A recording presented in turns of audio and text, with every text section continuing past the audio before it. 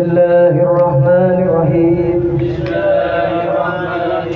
نويت تعلما وتعليما وتذكرا وتذكرا ونفعا والانتفاع والإفادة والاستفادة والحث على التمسك بكتاب الله وسنة رسوله صلى الله عليه وسلم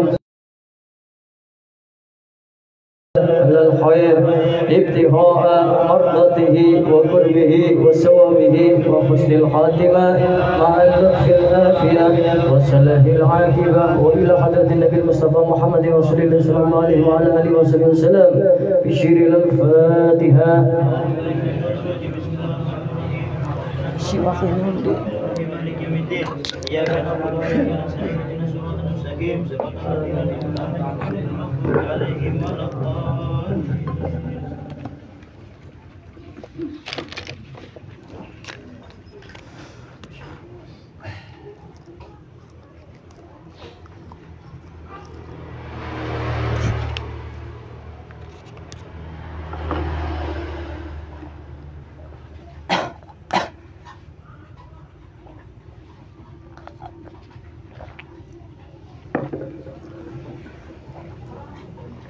Bismillahirrahmanirrahim. Alhamdulillah wassalatu wassalamu ala Rasulillah Sayyidina wa maulana Muhammad bin Abdillah wa ala alihi wa sahbihi wa man walah. Rabbi shrah li sadri wa yassir li amri wa hlul 'uqdatam min lisani yafqahu qawli. Allahumma shalli ala Sayyidina Muhammad kamalil wujud fi hadzal yawm wa fi kulli yawm وفي اليوم الموعود شرا وجهرا في الدنيا والآخرة وعلى آله وصحبه وسلم أما بعد. Ya kau macam mana? Assalamualaikum warahmatullahi wabarakatuh. Alhamdulillah, segala puji dan syukur kita kehadirat Allah Subhanahu wa taala yang pada hari Kamis malam Jumat kita masih diberikan nikmat iman, Islam, ihsan. Kita masih diberikan keselamatan oleh Allah, terlebih keselamatan hati kita dalam lelah kita, dalam kesibukan kita perkara dunia. Allah masih selamatkan hati kita untuk duduk di majelis-majelisnya para ulama, duduk dalam rangka thalabul ilm. Insyaallah dengan duduknya kita di sini kita mendapatkan keberkahan, ampunan dari Allah, mendapat keridhaan Allah, dan kita mendapat daripada hajat-hajat kita diijabah oleh Allah Subhanahu wa taala. Amin amin ya rabbal alamin. Kita mengkaji waktu-waktu ini kitab Fawaidul Mukhtar. Ya. Kita membahas daripada bab rendah hati serta tercelanya sifat sombong dan bangga diri.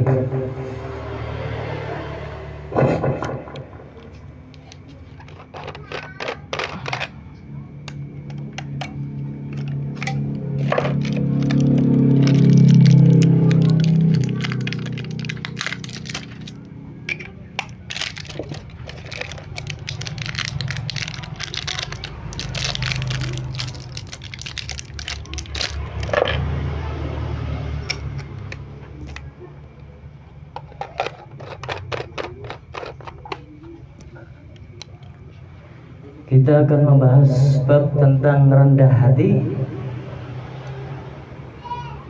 serta tercelanya sifat sombong dan bangga diri. Yang pertama, bismillahirrahmanirrahim, kita membahas bab tentang rendah hati. Sebagian ulama berkata, orang yang kokoh ilmunya adalah orang yang mendapati 4 hal pada ilmunya. Orang yang kuat ilmunya atau yang kokoh ilmunya adalah orang yang mendapati 4 hal pada ilmunya. Yang pertama ialah ia mendapati daripada ketakwaan antara dirinya dengan Allah. Yang kedua, ia akan mendapati sikap yang tawadu dengan makhluk Allah. Sikap yang tawadu atau rendah hati dengan makhluk Allah. Yang ketiga, ia bersifat zuhud atau takut terhadap dunia.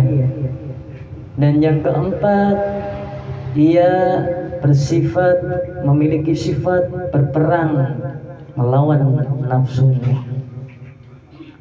Itu dalam kitab Al-Bajuri ala Syarah Asy-Syansyuri juga dijelaskan. Tapi kita membahas kitab Fawaidul Mukhtarah. Jadi orang-orang yang kuat ilmunya, yang kokoh ilmunya, itu apakah hanya orang yang memiliki ilmu? Tidak. Jadi mereka yang belajar pun seperti antum, itu dikatakan orang yang lagi menggapai ilmu, orang yang lagi memperdalam, mempelajari ilmu agama. Maka empat tadi sudah sepantasnya dimiliki oleh kita, orang yang belajar ataupun yang mengajar seperti saya. Makanya ulama mengatakan orang yang kokoh ilmunya atau yang kuat ilmunya, yang dimana ilmunya memberi kemanfaatan untuk dirinya, kalau ia benar-benar orang yang belajar menuntut ilmu agama, baik ia muda ataupun tua, baik ia faham ataupun tidak, jikalau ilmu yang ia ajarkan, seperti saya mengajarkan kepada antum ilmu ataupun antum mengambil ilmu dari saya, maka empat hal yang terdapat dalam orang yang belajar ataupun yang mengajar, kalau kokoh ilmunya atau kuat ilmunya, itu pasti yang pertama, ketakwaan antara dirinya dengan Allah itu semakin besar. Ketakwaan saya semakin besar kepada Allah karena saya mengajar ilmu. Sama halnya kamu hadir majelis ilmu, ibu-ibu, mas-mas, itu semakin belajar, artinya semakin besar juga ketakwaan yang jenengan kali Gusti Allah. Terus saya yang mengajar, jenengan yang belajar, itu juga harus memiliki bersifat atau memiliki sikap tawadu, rendah hati. Bukan semakin sering duduk di majelisnya habaib belajar ilmu agama, ataupun saya sering berbicara ilmu, namun saya semakin jauh dari sifat rendah hati atau tawadu. Jadi saya ataupun kamu yang belajar, yang mengajar ataupun yang belajar, jikalau ilmu tadi kuat ataupun kokoh yang kita belajar ya, yang kita ambil ilmunya ataupun yang mengajar, maka pasti akan memiliki sikap tawadu. Semakin banyak belajar ilmu agama, semakin rendah hati dirinya. Semakin banyak belajar ilmu agama, semakin bertakwa dia kepada Allah. Semakin saya banyak mengajarkan ilmu kepada orang lain, semakin saya bertakwa kesana kemari, maka seharusnya saya semakin bertakwa kepada Allah. Saya juga seharusnya semakin bersikap rendah hati, bukan tinggi hati. Ini ilmu ini dipakai untuk orang yang mengajarkan ilmu ataupun orang yang belajar ilmu. Ilmu apa? Ilmu syariat, ilmu agama, ilmu akhirat. Jadi semakin jenengan belajar ilmu agama, harusnya semakin rendah hati, semakin bertakwa. Kayak saya pun harusnya seperti itu. Terus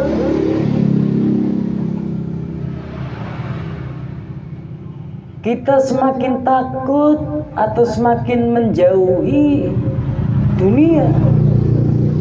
Saya yang mengajar, semakin dalam hati saya semakin sedikit tentang dunia.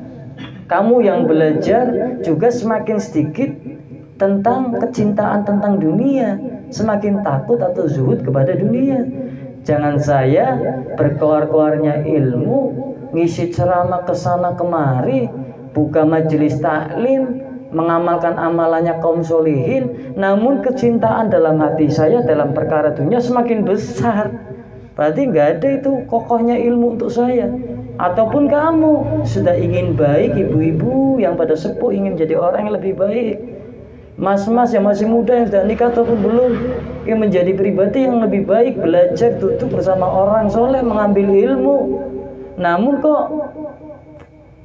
ilmunya nggak kokoh, nggak kuat, maka malah semakin ragu ataupun semakin cinta kepada dunia, sedikit terasa takut kepada dunia.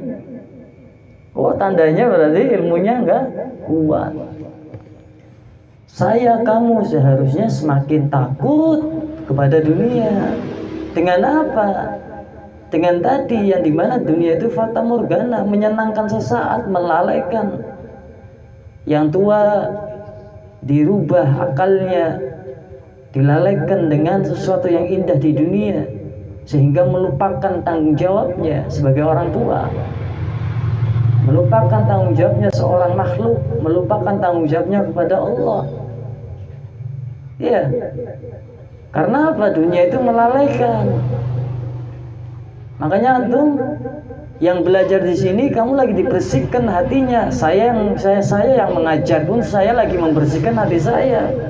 Kamu yang belajar lagi dibersihkan hatinya oleh Allah lewat saya yang mengajarkan ilmu, berbicara ilmu, menyampaikan ilmu kepada antum. Saya hatinya lagi dibersihkan oleh Allah lewat ilmu yang saya ketahui. Kan seperti itu. Harusnya semakin takut kepada dunia, yang dimana dunia itu bukan tempat sendaguro, tempatnya letih, tempatnya ujian, tempatnya kerusakan. Ya, itu dunia. Dan dunia itu, kebahagiaan di dunia hanya sesaat. Sebahagia-bahagianya orang hidup di dunia hanya sesaat. Diberikan bahagia berapa tahun, diberikan sedih. Diberikan sedih berapa tahun, diberikan bahagia. Seperti itu. Jikalau antum belajar ilmu agama di majelis ilmu, jikalau saya mengajarkan ilmu kepada antum, maka sudah sepatutnya saya dan kamu yang mengajar dan yang belajar semakin mengerti bahwasanya dunia itu harus semakin jauh dari hati kita. Oh, berarti nggak boleh cari dunia, Bib. Boleh secukupnya. Jangan menumpuk-numpuk dunia dalam hati. Secukupnya yang kau butuhkan. Dunia bukan menjadi tujuan utamamu. Tujuan utamamu akhirat. Dunia secukupnya saja. Jangan engkau merisaukan masalah bagaimana engkau mendapatkan rezeki, bagaimana engkau mendapatkan pekerjaan. Jangan engkau meragukan, merisaukan, gelisah bagaimana engkau mendapatkan jodoh, bagaimana hajat saya diijabah, dikabulkan oleh Allah atau tidak. Perbaiki akhiratmu, niscaya Allah akan perbaiki urusan duniamu. Perbaiki sholatmu, ibadahmu kepada Allah, niscaya Allah akan perbaiki, mudahkan urusanmu perkara dunia. Maka tidak ada yang mungkin jikalau Allah berkehendak. Pasti semuanya akan mudah. Karena apa? Allah sendirilah yang merubah semuanya. Dan gak ada yang dimudahkan urusan dunianya jikalau ia menggampangkan urusan akhiratnya. Urusan akhiratnya bagaimana, Bib? Ibadah. Nah, jalan ibadah itu sangat banyak sekali. Ada yang baca sholawat, ada yang mengamalkan sunnah. Yang wajib sudah tahu wajib ya pasti dijalankan. Tapi ibadah-ibadah yang khairu makhdhah atau yang lain daripada itu, ya kita amalkan karena kita tidak mengetahui amal mana yang Allah terima dan yang bisa menyelamatkan kita urusan dunia dan akhirat kita. Makanya jangan pernah merasa puas ataupun merasa cukup dengan apa atau kebaikan apa yang sekarang jenengan kerjakan. Jangan pernah merasa puas. Takut-takutnya nanti seperti bab yang akan kita bahas, bangga diri, sombong. Kalau sudah merasa puas dengan amal baik yang kamu lakukan, sedekahnya banyak, sholatnya lanjut, sholawatnya banyak, hanya merasa puas dengan amal-amal itu. Saya sudah membantu tenaga, saya sudah berkhidmah, saya sudah ngeluarin tenaga, saya kemarin sudah bantu ini, sudah merasa puas dengan amal-amal seperti itu. Yang ditakutkan nanti akan terjangkit daripada bangga diri, sombong. Makanya manusia jangan pernah merasakan puas dengan suatu kebaikan apapun itu. Tapi merasa puaslah engkau dalam urusan dunia. Merasa puaslah engkau dengan urusan dunia. Jangan engkau merasa puas dengan urusan akhirat. Karena akhirat perkara yang gaib, yang belum kita tempati itu kubur, yang belum kita lihat itu malaikat, yang belum kita melihat itu neraka seperti apa, surga seperti apa. Maka pakainya yakin iman. Tapi dunia yang kita pijak ini kita melihat. Maka tanamkan sifat puas dengan dunia. Apapun yang antum miliki, puaskan itu. Tanamkan dalam hati, saya sudah puas dengan apapun yang Allah beri waktu ini, saat ini, detik ini. Contoh, mau nikah gagal, ya puas saja udah. Terima saja puas. Itu menurutmu baik, menurut Allah nggak baik, apa kamu tahu Allah? Allah akan tahu setiap hambanya, setiap umatnya, tapi kamu belum tentu tahu Allah. Pengen beli mobil, nggak bisa, uangnya hilang. Itu yang terbaik buat kamu. Puaslah kamu, berdamai dengan hatimu. Jangan memaksakan, seakan-akan Allah nggak adil. Kita itu salah semua. Yang maha benar itu Allah. Makanya ketika ada sesuatu yang menurut kita benar, belum tentu menurut Allah benar itu. Saya ingin kerja ini, belum tentu menurut Allah benar. Makanya perlunya kita meminta saran, nasihat kepada para ulama kita, orang-orang soleh kita. Jangan kita memutuskan sendiri, terlebih mereka yang belajar memiliki guru. Karena apa? Manusia, ya, manusia memiliki tingkatan-tingkatan. Contoh, saya memiliki ilmu, ada yang lebih berilmu daripada saya. Kamu memiliki ilmu yang kamu pelajari saat ini, saya lebih berilmu dari kamu, dan yang di atas saya masih ada yang lebih berilmu. Kamu punya anak, ingin memberi nama anak kamu, kamu memiliki ilmu yang kamu pahami, yang penting namanya nama-nama Islam yang baik artinya. Tapi kamu punya guru, ngomong sama saya, Bib, saya punya anak saya dikasih nama apa ya, Bib? Saya masih nganggur, saya mau kerja di ini, menurut jenengan bagaimana ya? Itulah namanya orang yang memiliki guru. Kamu menganggap saya berilmu, walaupun kamu memiliki ilmu di bawah saya. Tapi saya pun yang berilmu, ketika saya hidup di dunia, saya juga memiliki guru. Saya akan memberi nama anak saya, dan saya bertanya kepada orang yang lebih tinggi ilmunya dari saya. Kan seperti itu. Lah kok ujuk-ujuk antum apa-apa mutuskan sendiri. Mau kerja mutuskan sendiri, padahal antum statusnya memiliki guru. Guru kamu manusia, bukan setan. Orang yang tidak memiliki guru, maka setanlah sebagai pendidiknya. Karena apa? Kenapa kita selalu meminta nasihat dari salafun soleh kita? Dalam hal apapun kita minta nasihat. Baik itu menikah, buat rumah, buat majelis, buat pondok, lahiran anak, ngenamain anak, tasyakuran anak, akekohan, meninggalnya ibu, bapak, keluarga. Kenapa kita selalu bertanya, minta nasihat, saran kepada alim ulama? Karena walaupun kita tahu itu syariat dalam Islam, tapi ada guru yang saya ambil ilmu darinya, dan guru pun memiliki guru yang dia ambil ilmu darinya. Terus seperti itu bersambung langsung kepada Nabi. Lah kok saya tahap belajar ada apa-apa yang dimana keputusan saya terkadang pasti salah, menurut saya benar, tapi belum tentu menurut Allah dan Nabi benar. Kok saya segala hal dalam hidup saya putuskan sendiri. Susah nggak itu? Iya. Sudah saya kasih contoh kan? Kamu orang yang belajar, saya orang yang belajar. Ngapunten, kamu lagi belajar kepada saya belajar kepada guru saya belajar kepada guru saya. Kamu bertanya sama saya bertanya kepada guru saya bertanya dengan gurunya. Bukan berarti saya yang paling pintar kan, bukan kayak gitu kan? Iya, lah kok kamu apa-apa diputuskan sendiri, padahal kamu memiliki ulama, orang-orang yang soleh, orang-orang yang bijak, terlebih mereka yang mengenalkan dirimu kepada Allah dan Rasulnya. Maka sungguh terbalik itu. Orang-orang seorang ulama saja masih meminta pendapat ulama, saran ulama. Lah siapa kita?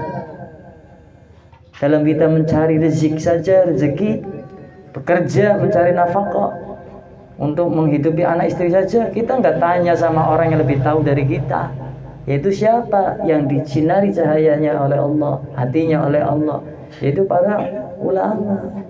Terlebih siapa? Guru-guru kita. Makanya jangan antum biasakan sifat-sifat seperti itu, walaupun tidak sampai berdosa. Saya mau menikah, nggak usah lah ngomong, nggak usah minta arahan. Saya mau kerja, nggak usah minta arahan guru saya. Saya memiliki anak, nggak usah minta nama anak guru saya. Saya mau seperti ini, mau seperti itu, nggak usah kasih tahu guru saya. Lagian kan nggak apa-apa, hak saya. Walaupun nggak apa-apa, namun jikalau kamu biasakan seperti itu dalam kehidupanmu, dalam hal apapun, maka niscaya engkau akan terjangkit daripada sifat bangga diri, merasa mampu dengan diri sendiri. Gak percaya, buktikan saja.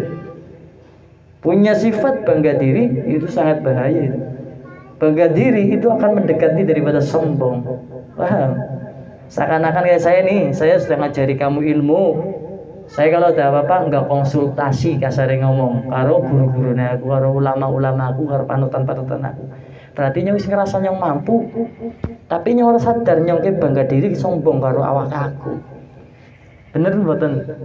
Jenengan guru, tapi sing arane guru pun manusia. Pasti duwe guru ya. Iya, masa malaikat Jibril sing ngajari kecuali nabi. Gurune sapa? Allah lewat malaikat Jibril. Lah aku karo kowe sapa?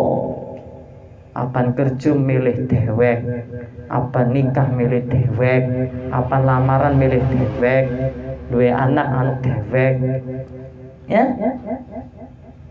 Karena apa? Semuanya itu terikat. Kamu bukan nabi, saya bukan nabi, kamu bukan wali, saya bukan wali. Semuanya ada wasilah, perantara yang menghantarkan dirimu kepada Allah, kepada keridhaan Nabi. Siapa? Guru. Guru pun dapat ridho Allah, dapat ridho Nabi, barokah ilmunya, manfaat lewat siapa? Gurunya. Gurunya mendapat ridho Allah, ridho Nabi, lewat siapa? Gurunya lagi, terus sampai ke Nabi Muhammad. Makanya nggak bisa untuk terpisah sendiri, walaupun nggak apa-apa, itu hak kamu. Maka jikalau antum benar-benar memiliki guru, pasti tidak satupun terlewat antum bicarakan kepada guru antum dalam hal apapun. Paham? Maka kita menganggap dia guru saya biasa. Tapi apakah seorang guru, seorang ulama menganggap kamu muridnya, kamu santrinya? Belum tentu. Seberapa engkau menyerahkan jiwamu, kehidupanmu di telapak tangan gurumu. Karena apa? Bakal nanti yang menyampaikan engkau kepada Allah dan Nabi ialah guru. Laula murabbi ma'araftu rabbi, laula murabbi ma'araftu rabbi. Karena bukan guruku, karena jikalau bukan karena guruku, maka aku tidak mengenal itu siapa Tuhanku. Jangan engkau berpikir, saya kan dilahirkan Islam, saya kan sudah iman sama Allah, sama Nabi, saya sudah kenal Allah, sudah kenal Nabi, tapi belum masuk ke dalam hatimu. Maka yang mendidik ruh jiwamu ialah guru. Bagaimana engkau bisa mengenal sosok beliau, ulama-ulama kita, Habib Muhammad Lutfi bin Ali bin Hashim bin Yahya? Engkau mengenal, tahu wajahnya. Bagaimana biar itu Habib Lutfi kenal engkau? Apakah langsung ujuk-ujuk? Ya pasti tidak, semuanya lewat wasilah atau perantara. Laula murabbi ma'araftu rabbi. Ujug-ujug wis lahir Islam, aku wis kenal Allah. Apakah Allah mengenalmu? Apakah engkau mengerti Allah? Lah kalau bukan karena guruku, maka aku tidak kenal itu, tidak tahu siapa Tuhanku. Karena gitu, walaupun kita dilahirkan sudah iman kepada Nabi, iman kepada Allah, iman kepada hari kiamat, namun kita lebih memahami makna iman itu, Islam itu, ihsan itu dengan siapa perantaranya kalau bukan dengan guru. Coba berpikirnya seperti itu, jangan membuat dalil saya kan dilahirkan sudah Islam, ya kenal Allah lah. Siapa Tuhanmu? Allah. Siapa Nabimu? Muhammad. Bukan itu. Iman yang kau rasakan sejauh mana dengan imanmu kepada Allah? Islammu sejauh mana? Islam yang dibawa oleh Nabi Ibrahim, oleh Nabi Muhammad. Maka dengan mengenal Islam, imanmu biar ada rasa dalam hatimu, yaitu lewat wasilah guru. Karena kayak gitu, makanya mudah kita mengucapkan fulan guru saya, si fulan guru saya, tapi belum tentu ulama-ulama kita mengatakan engkau murid kita. Seberapa dirimu menyerahkan daripada apa-apa yang kau bisa putuskan sendiri, apa-apa yang kau bisa kehendaki sendiri, namun kau masih mempercayakan segala sesuatunya kepada Allah, kepada Nabi, kepada warasatul anbiya, para ulama, yang dimana di antara ulama-ulama itu yang mewarisi daripada ilmu Nabi, yang dimana ada guru-guru yang kita ambil ilmunya, engkau pasrahkan semuanya kepada gurumu. Engkau tembe, oh ini benar-benar murid. Maka duniamu akan engkau, maka jikalau benar-benar itu sudah dianggap murid oleh seorang guru, maka duniamu engkau akan dibantu guru. Akhiratmu pun, maka kalau sudah jadi antara guru dan murid, maka sudah ada ikatan itu. Dunia dan akhirat bakal sing nanggung guru nih.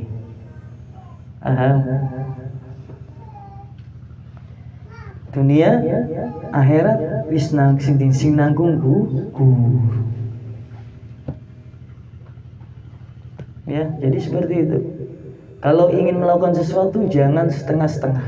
Saya kasih nasihat sama antum, wasiat. Ingin jadi orang baik, jadi orang baik sebaik mungkin. Jangan coba-coba. Ingin jadi orang yang akhlaknya lebih baik, amalkan, jangan coba-coba. Karena jikalau orang hanya coba-coba, maka akan sesaat toh. Dalam kerjaan pun nggak akan istiqomah. Dalam urusan akhirat pun nggak akan istiqomah karena hanya coba-coba. Kalau nyaman terus, kalau nggak nyaman sudah. Maka apa? Nggak ada istiqomah dan tidak mungkin akan mendapatkan hasil dari apa yang ia usahakan dan ia perjuangkan, baik dalam urusan dunia ataupun akhirat. Saya ingin kerja di garment, coba barangkali nyaman kerjaannya. Ternyata namanya kerja nggak ada yang nyaman, namanya akhirat pun nggak ada yang nyaman. Orang amal akhirat nggak ada yang nyaman. Orang amal dunia khususnya untuk mencari uang itu nggak ada yang enak nyaman, nggak ada. Maka jikalau kamu hanya mencoba cari nyaman enaknya 1000%, apa yang kamu usahakan nggak mungkin ada hasilnya. Pasti kamu akan selalu berpindah satu tempat ke tempat lain. Sama kayak orang belajar, hanya mencoba, ingin jadi orang baik hanya mencoba. Ketika baik inginnya dipuji, semakin baik semakin banyak yang nggak suka. Maka kamu akan kembali ke masa-masa yang dimana dirimu tidak baik. Jadi nggak ada hasilnya. Maka kalau dalam urusan akhirat masuk sekalian, urusan dunia masuk sekalian. Jadi seperti itu. Dan kokohnya ilmu, ya. Orang yang kuat ilmunya, yang kokoh ilmunya, maka ia akan bisa melawan atau bisa berperang melawan hawa nafsunya. Yang ngajar, yang belajar, kuat ilmunya, manfaat ilmunya, pasti bisa merangi itu nafsu. Nafsunya pengen tidur, dilawan, bangun malam, sholat tahajud. Nafsunya pengen ngomong sesuatu yang tidak manfaat, ngobrol ngalur ngidul, dilawan nafsunya untuk membahas perkara sesuatu yang manfaat. Nafsunya ingin santai-santai saja, malas-malasan. Orang yang belajar dan orang yang mengajar dari saya bisa melawan, bukan masih sama.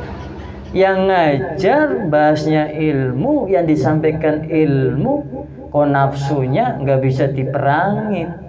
Banyak tidurnya saya, banyak makannya saya, banyak jalan-jalannya saya. Dan antum yang belajar, tidurnya masih banyak, jalan-jalannya masih banyak, maksiatnya masih banyak, malasnya masih banyak. Berarti saya sama kamu nggak ada itu kemanfaatan ilmunya. Karena orang yang mengajar ataupun yang belajar, jikalau kuat kokoh ilmunya, yang terakhir pasti akan bisa berperang dengan hawa nafsunya. Hawa nafsunya pelit, ini uang sedikit, untuk kebutuhan saya sajalah. Ada orang minta-minta nggak dikasih, untuk saya saja. Harusnya bisa diperangin itu nafsunya. Bismillah, innallaha tawakkaltu 'ala Allah wala haula wala quwata illa billah. Saya memberi karena Allah dan saya berupaya, tidak ada daya upaya selain kepada Allah. Saya berserah diri kepada Allah. Dengan memberi, insya Allah Allah berikan jalan-jalan keluar dari manapun yang tidak saya ketahui, dan Allah akan mengganti, melipat gandakan. Harusnya bisa dilawan. Saya ada rutinan taklim malam Jumat, tadi pagi macul, tadi pagi proyek, capek sekali pulang. Nafsunya saya pinginnya tidur, ada yang mijitin, punya istri. Nafsu saya, jikalau kalau saya ilmunya tidak ada kemanfaatan, saya mengajar kepada antum semua, nggak ada kemanfaatan, nggak kokoh, nggak kuat ilmunya, niscaya hari ini tidak ada rutinan malam Jumat, libur dulu ya. Berarti jenengan bisa mengetahui apakah saya orang yang mengajarkan ilmu bisa memerangi nafsu saya atau tidak. Dilihat dari apa? Keistiqomahan dalam beramal. Istiqomahnya apa sih Habibnya? Rutinanya jalan terus, sesibuk apapun, dalam keadaan apapun, dalam ada perkara apapun, mau lahiran, mau saya sakit, uminya sakit, anaknya sakit, uminya baru melahirkan, anaknya lagi disuntik, masih 1 hari apa 2 hari, tetap rutinan jalan. Jenengan orang yang beriman, berakal akan melihat ilmu apa yang bisa diambil dari saya. Oh, Habibnya ya, sesibuk apapun rutinan tetap jalan. Ada uang, gak ada uang, hujan, gak ada hujan, lagi bangun, gak bangun, tetap jalan. Pengeluaran banyak ataupun sedikit, tetap rutinan jalan. Yang hadir sedikit ataupun banyak, rutinan tetap jalan. Berarti jenengan bisa melihat saya bisa merangi nafsu saya ya. Lah, masa Habibnya punya nafsu? Ya manusia, Nabi Adam punya nafsu syahwat. Apalagi saya Nabi Adam, kita keturunan Bani Adam, punya nafsu syahwat. Apalagi saya. Ya saya nafsunya manusia, tahu sendiri. Lelah, capek, gak ada uang, pinginnya ngeluh, pinginnya curhat, pusing, pinginnya curhat sama temen. Harusnya kan diperangi, karena saya apa? Orang yang belajar ilmu dan orang yang mengajarkan ilmu. Apalagi antum orang yang belajar harusnya sama seperti apa yang saya lakukan, bisa berperang dengan hawa nafsunya. Saya ngantuk, antum ngantuk. Kalau capek sampai lembur ngantuk, saya ngantuk sama. Tapi saya tetap mengistiqomahkan amal yang saya lakukan. Seharusnya kamu pun seperti itu. Saya inginnya rutinannya setengah jam saja, mulainya jam 9 sampai jam setengah 10. Tapi saya mengistiqomahkan tepat waktu. Jam setengah 8 saya sudah duduk di sini, saya baca Wasairul Khairat, tertepal atas. Ya saya bagaimanapun, walaupun tadi ada Habib Ridho ke sini, ada tamu dari proyek, bagaimanapun karena saya mengamalkan kebaikan, maka saya istiqomahkan kebaikan tersebut. Nggak mikirin ada apa, tetap jam setengah 8 dimulai. Kui arane wong sing bisa merangi nafsune. Lah aku karo awakmu bedanya apa? Apalagi antum para pemuda yang belum nikah, sesibuk-sibuknya antum, sibuk mana dengan orang yang sudah memiliki anak dan istri? Orang yang sudah memiliki istri dengan orang yang sudah memiliki istri dan anak, itu pasti lebih sibuk orang yang sudah memiliki istri sekaligus anak. Orang yang sudah memiliki istri, anaknya baru 1, dengan orang yang sudah memiliki istri, anaknya sudah 2, pasti lebih sibuk orang yang sudah memiliki istri dan anaknya yang sudah 2. Lah kamu para pemudi, para pemuda, kenapa terkadang kok males, tidak bisa disiplin? Bagaimana engkau bisa memanfaatkan waktumu? Wong di masa waktu luangmu saja, sehatmu saja, engkau dididik untuk istiqomah, dididik untuk disiplin. Modal utama kita waktu, disiplin dalam waktu. Nggak bisa, apalagi nikmat sehatnya dicabut Allah, waktunya disedikitkan, disempitkan oleh Allah karena sesuatu hal. Akhirnya yang ada hanya ingin saja, namun tidak ada buah daripada keinginan tersebut. Nyeselnya kapan? Nanti sehatnya sudah dicabut, yang bujang-bujang nikah masih punya waktu luang. Ini tambah anak, waktu luangnya mending berkurang, tambah anak lagi waktu luangnya tambah berkurang, kan seperti itu. Tambah 2, tambah anak kan masih tambah 2, nikmat sehatnya tambah sedikit, tambah umur, tambah nikmat sehatnya dicabut Allah, tambah tua, tambah nikmat sehatnya tambah sedikit. Makanya saya didik antum dari sekarang untuk disiplin, agar antum terbiasa dari muda antum yang belum nikah menuju nikah, yang sudah nikah punya anak 1, dengan disiplin tadi antum bisa memanfaatkan waktu yang Allah beri dengan sebaik-baiknya pemanfaatan. Kan seperti itu. Apakah saya salah ketika saya mendidik antum untuk masa depan antum, urusan dunia dan akhirat antum? Katanya saya ngajar antum. Kalau ngajar berarti menyampaikan ilmu, mengarahkan yang diajar, baik itu jiwa, ruh, hatinya, agar selalu terpaut dengan Allah, dengan apa-apa yang dicintai Allah. Dan antum yang belajar ya harusnya manut mawon. Dan apa? Bisa merangi nafsu. Jangan wis jarine belajar tapi nafsune ora sering diperangi, malah katut nafsu bae. Sing turu wis turunan, sing mangan akeh sing mangan akenan, sing telatan seringe telatan. Lah jarine kon belajar. Coba ning akune kayak kowe. Habibe ngongkon disiplin ora disiplin.